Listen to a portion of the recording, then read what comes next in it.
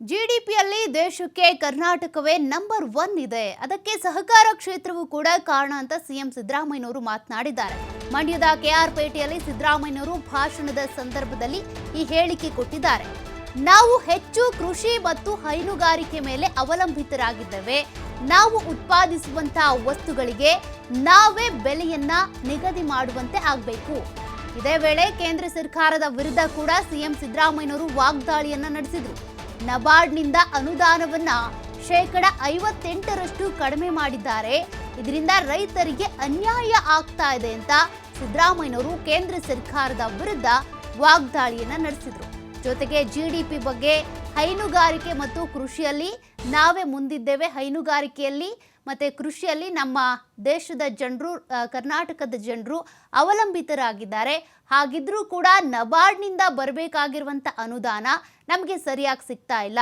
58% ಕಡಿತ ಮಾಡಿಬಿಟ್ಟಿದ್ದಾರೆ ಅಂತ ಸಿದ್ದರಾಮಯ್ಯನವರು ಕೇಂದ್ರ ಸರ್ಕಾರದ ವಿರುದ್ಧ ಇದೇ ಸಂದರ್ಭದಲ್ಲಿ ವಾಗ್ದಾಳಿ ನಡೆಸಿದರು.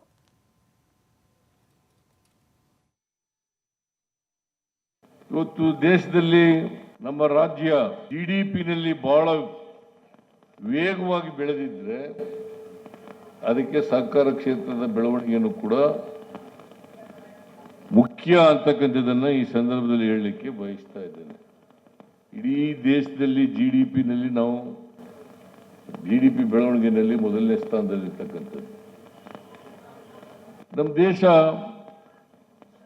ಕೃಷಿಕರ ದೇಶ.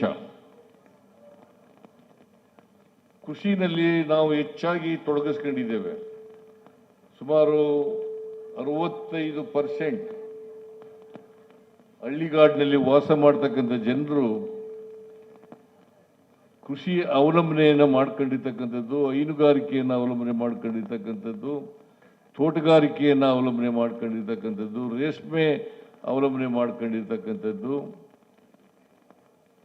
ಆಮೇಲೆ ಸ್ವಸಹಾಯ ಸಂಘಗಳ ಮೂಲಕ ಮಹಿಳೆಯರನ್ನ ಸಂಘಟನೆ ಮಾಡಿ ಆ ಮೂಲಕ ನಮ್ಮ ಉಪಕಸಬುಗಳಿಗೆ ಶಕ್ತಿಯನ್ನು ಕೊಡ್ತಕ್ಕಂಥ, ಅವರಿಗೆ ಮಾರುಕಟ್ಟೆಯನ್ನು ಒದಗಿಸ್ಕೊಡ್ತಕ್ಕಂಥ ನಮ್ಮ ಉತ್ಪಾದನೆ ಯಾವಾಗಲೂ ಕೂಡ ನ್ಯಾಯಯುತವಾಗಿ ಸಿಕ್ಕಬೇಕು.